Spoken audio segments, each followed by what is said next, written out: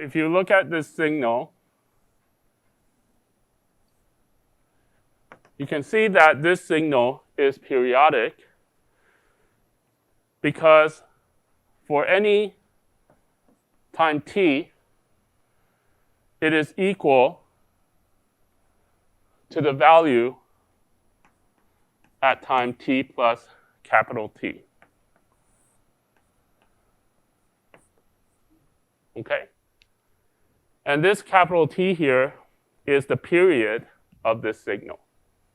Okay? Now, if the value at time t is equal to the value at t plus capital T, then it is also equal to the value at t plus 2t, right? So you can also view this as one period of your periodic signal, right? Because if you view this as one period, it also repeats itself, every 2t. Okay? All right. Now, to avoid ambiguity, all right, so in general, we can say that this signal is periodic with a period that is any integer multiple of capital T. Okay. But to avoid ambiguity, we're often more interested in the smallest choice of these capital T's, okay, that preserve this periodic relationship, right? This periodic behavior. And this is called the fundamental period T naught. Okay? So in this example here, the fundamental period is what? So in this example here, the fundamental period T naught is equal to T. Okay? Because you cannot find a smaller T naught that still makes this signal repeat itself at this, at this speed. Okay? All right. So the fundamental period T naught is the smallest value of T for which this star behavior, okay, still holds. Okay. Okay. Now this same concept extends to discrete time signals as well. Okay. So for discrete time signals, we say that a discrete time signal x of n is periodic with period capital N, where n is some positive integer, right? If x of n is equal to x of n plus capital N for all n. Okay? So again, for all n is important. Okay? Now, if it is periodic with period capital N, then as we mentioned before, it should also be periodic with period 2n or period 3n, 4n, and so on. Okay? So it's periodic with period that is any integer multiple of capital N. But we're often, right, to avoid ambiguity, we're often interested in what is the smallest value of these capital N that preserves this periodicity, right? And this is called the fundamental period, which we denote as N naught. Okay.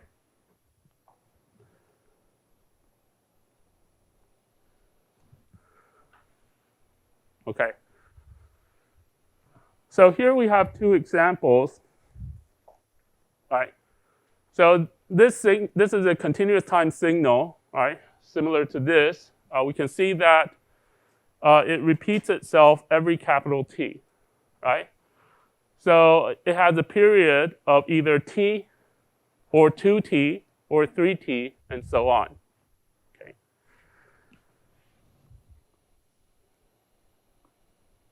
So it can have a period of t or 2t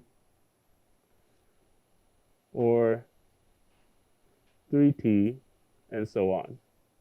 Okay? But the smallest value of t we can choose to still have this periodic property is this capital T. So capital T is the fundamental period. So similarly for the discrete time example, so if you look at this, right, what is the period of the signal? Okay. So here we have this,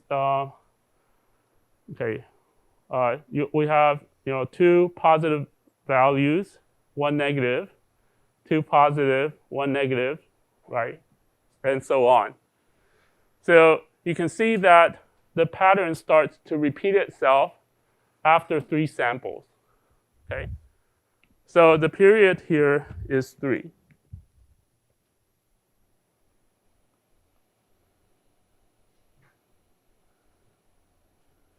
Okay. Now, if it's periodic with period 3, then it must also be periodic with period 6, okay, and also with period 9, okay, and so on, right? And the fundamental period is the smallest of these.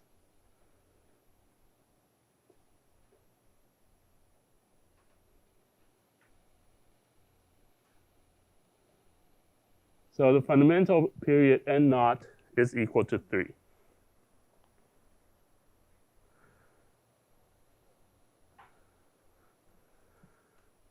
Okay.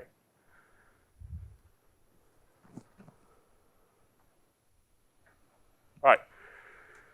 Now, on the bottom, we have a counterexample. Okay.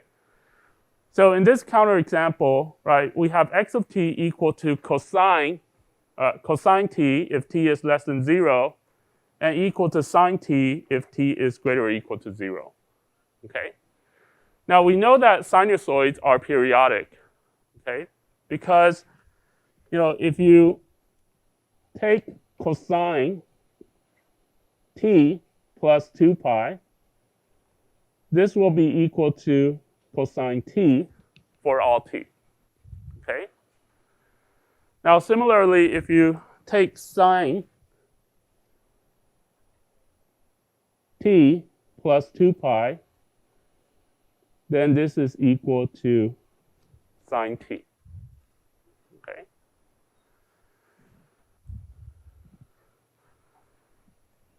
So from this, it seems that, right, from this formula here, it seems that it holds, right, that the signal, right, it seems that this equation here holds, and therefore the signal should be periodic.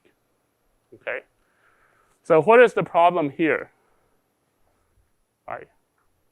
So we all know, right, I believe you can tell that this is not actually periodic. But it seems like it satisfies our definition here. So what is the problem here? Why would this not be periodic if it seems to satisfy this equation?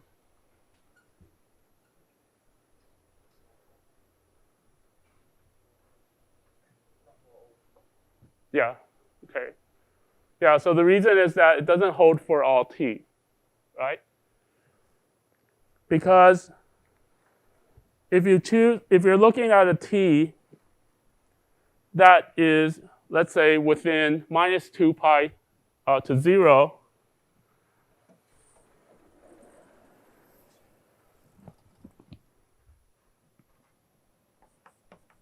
so if you're looking at a t that is between minus 2 pi and 0, right? Then, x of t is equal to cosine t, right? But x of t plus 2 pi, because t is between minus 2 pi and 0, so t plus 2 pi makes it positive. And when it's positive, it takes the form of a sine function. So it's sine t plus 2 pi, and this is sine t. Okay? And this is not equal to x of t.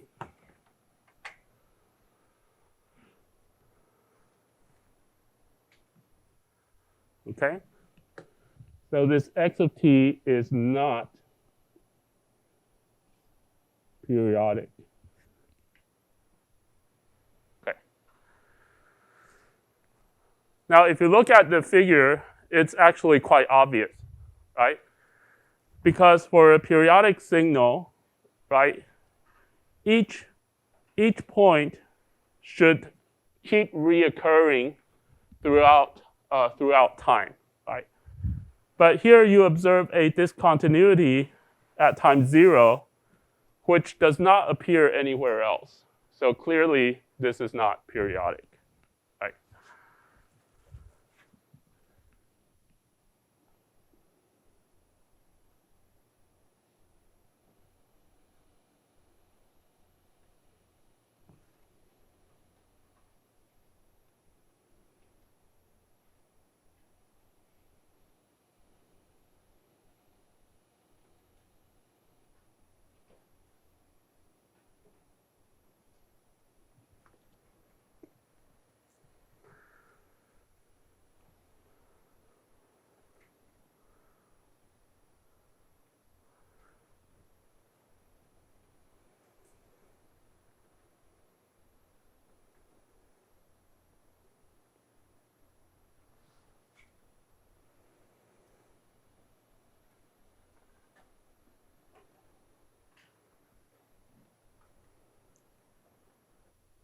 Okay.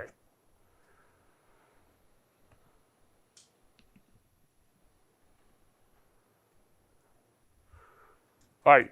Now, other than periodic signals, another useful property of signals is this even or odd property.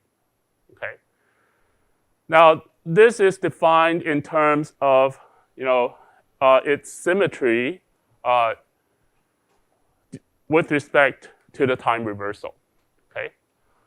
So in particular, we say that a signal x of t, or the discrete time signal x of n, is an even signal if it is identical to its time reversal, right? If it's identical even after a time reversal. So mathematically, okay, a signal is an even signal if x of t is equal to x of minus t for all t, and similarly for the discrete time case. Okay?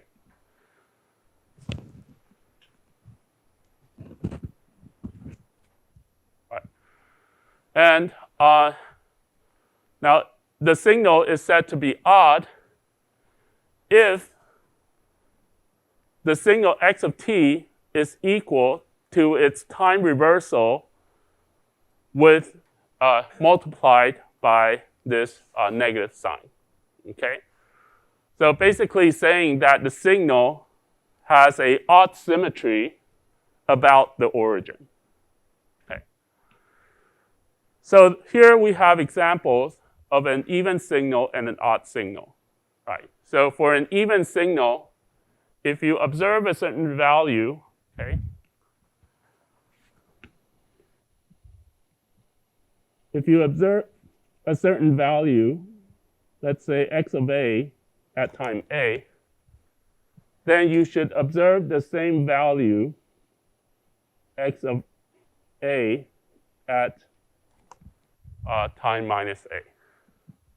Okay? Now, okay, so this is for an even signal, right? So this is saying that x of minus a is equal to x of a. Okay. Now for an odd signal, if you observe and value x of a at time a, then the value you observe at time minus a, okay, should be x of minus a, which is minus that of x of a. Okay? So this is saying that the signal is odd symmetric about the origin. Okay.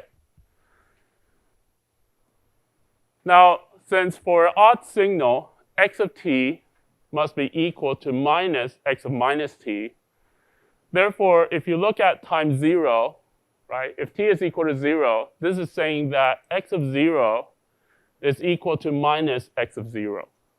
Okay? So when can that occur? Right? This can occur only if x of 0 is 0. Okay?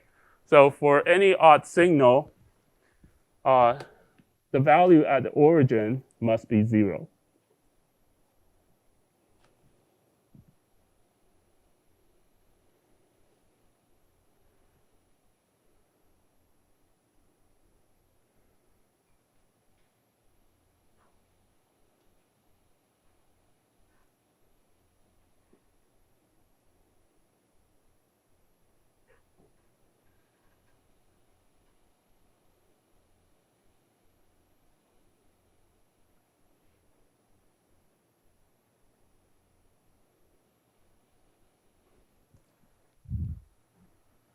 Okay? So an odd signal must have the value 0 at time 0 in order to satisfy this, this property here. Okay. Now what's interesting is that, some signals may be naturally even and some signals may be naturally odd. Okay? But even if a signal is not by itself even or odd, right, you can always break a signal into an even part and an odd part, okay? And you can construct the even part by taking the average of x of t and its time reversal, and you can construct the odd part by taking the average of x of t and minus its reversal. Okay? Right, and it should be easy to check that this is indeed even and this is indeed odd, right? So just try to plug in minus t here and see if it's the same, and plug in minus t here to see if you get a value that is minus that of, the value at time t. Okay?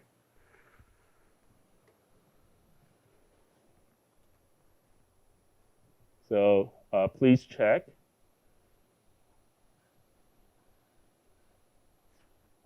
that they are indeed even and odd. Okay?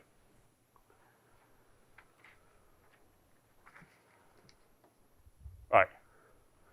Now let's look at an example. There shouldn't be any questions here, right? Are there any questions?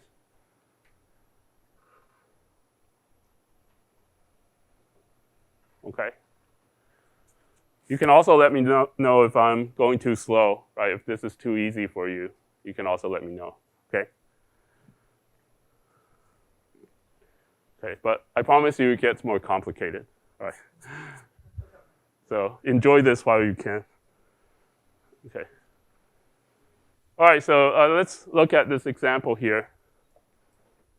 Okay, so here we have a discrete time signal x of n that is equal to 1 for all n greater or equal to 0, and 0 for all n less than 0. Okay? So it's 1 from 0, 1, 2, 3, and so on, and 0 in the negative axis. Okay. Now, we want to use this example to show how we can break this up into an even part and an odd part, okay? So following the formula we gave before, right, the even part is the average of the signal itself and its time reversal, okay? So it's 1/2 xn. Okay, sorry, maybe I can just directly write this as 1/2 xn plus 1/2 x of minus n. Okay?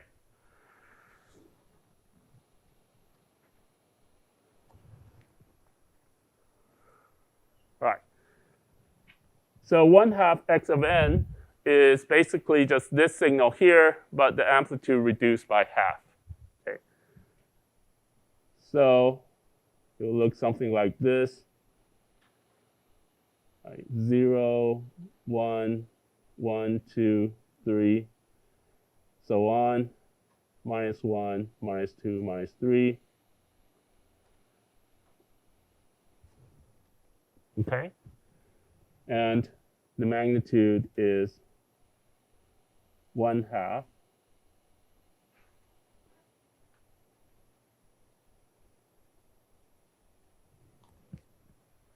Right?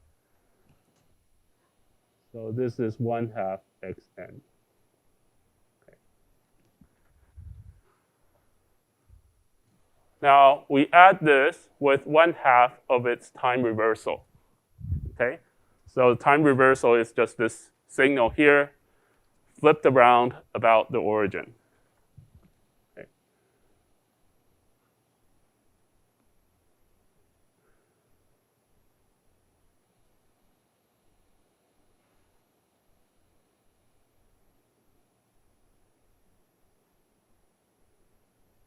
Okay. So we have 1/2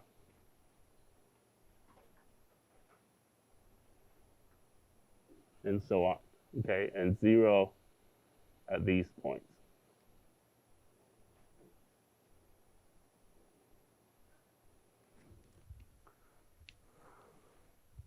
Okay? And so we add these two signals together. Okay? So we add the two signals together. So this is 1/2 x of minus n, okay?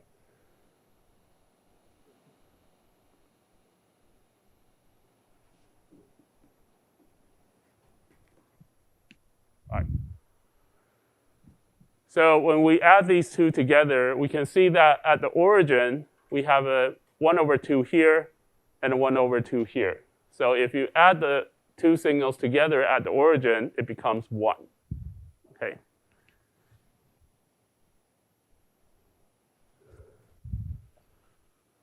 But for all the other parts, right, you have 1/2 plus 0 and 1/2 plus 0. So all the other parts are 1/2.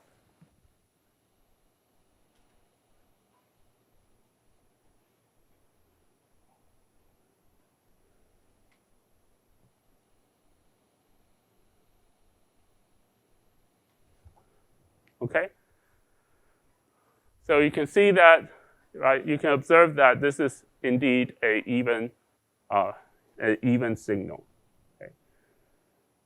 So mathematically, you can write this as 1/2 for n less than 0, 1 for n equal to 0, and 1/2 for n greater than 0. Okay?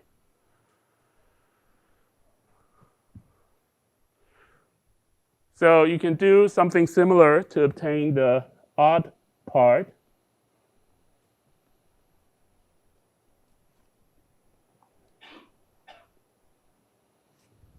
So by the formula given before, the odd part is 1/2 xn minus 1/2 of its time reversal. Okay?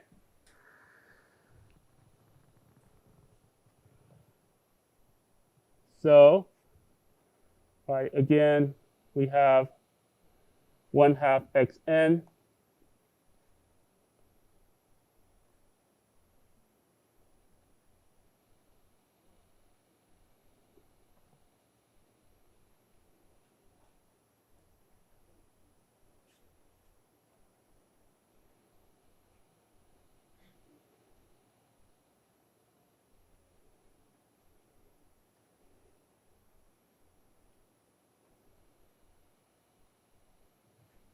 Okay. Plus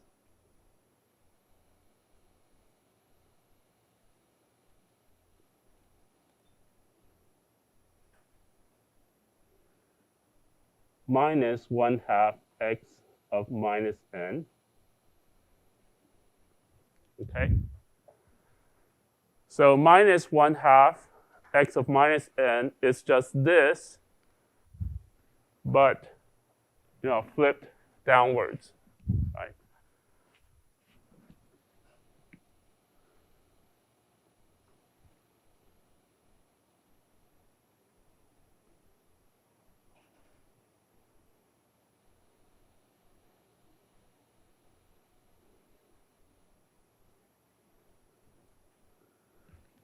Okay. So if you add the two together,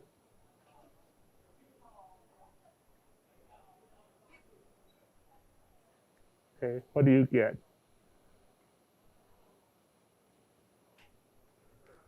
Okay. So if you add the two together, right, on the negative axis, you have minus 1/2 plus 0. So you have minus 1/2 here. On the positive axis, you have 1/2 plus 0. So you have 1/2 here.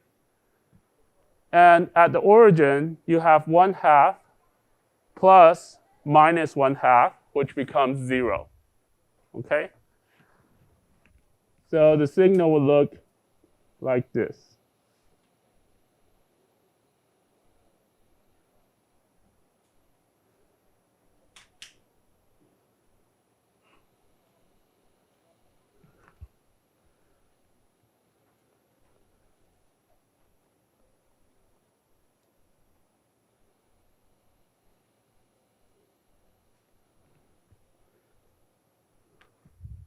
Okay?